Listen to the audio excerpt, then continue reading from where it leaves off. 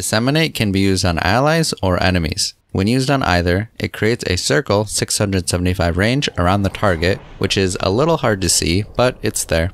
Anytime the targeted unit takes damage, all enemies in the circle will take a percentage of the damage that the targeted unit takes. It doesn't matter if a unit wasn't in the 675 range when Disseminate was cast. If they move into the range at any point in the duration, they'll receive shared damage when the disseminated target takes damage. If the targeted unit is an enemy, they'll also receive the additional percentage of damage, so they'll effectively be taking an increased amount of all incoming damage. Here we have a level 1 Disseminate, which shares 20% of the damage, and a level 1 Dagon, which does 400 magic damage. These target dummies have 25% magic resistance. If we use Disseminate on one, then use Dagon on it, it should do 300 damage to the targeted dummy and 60 to the dummies in the 675 area around the disseminated target. We see that the dummies in the area did take 60 damage, but the disseminated target took 360. That's because, like mentioned before, the targeted unit also receives the shared damage amount.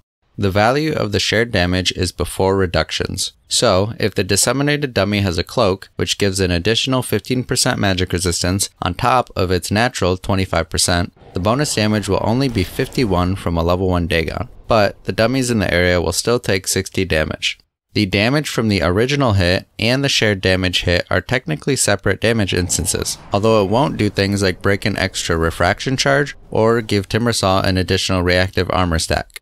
The shared damage is always the same type as the source. If the targeted unit takes physical damage, the shared damage to units in the 675 circle is also physical damage. If the targeted unit takes physical damage and the nearby unit has Ghost Scepter active, that nearby unit won't be hit by the shared damage. It's also the same for magic damage, but that's because spell immune units don't get hit by the shared damage at all, even if it's physical damage.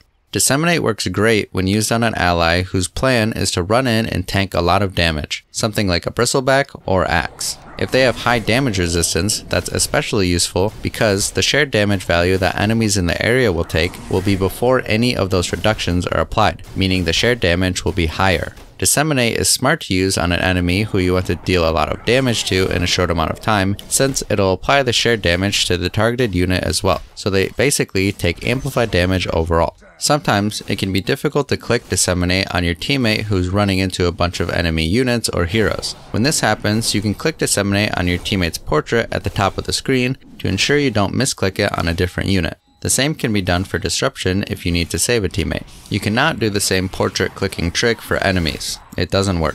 Disseminate can be cast on spell immune allies, but not spell immune enemies. If you use it on an ally, then they use BKB, it'll still be applied on them.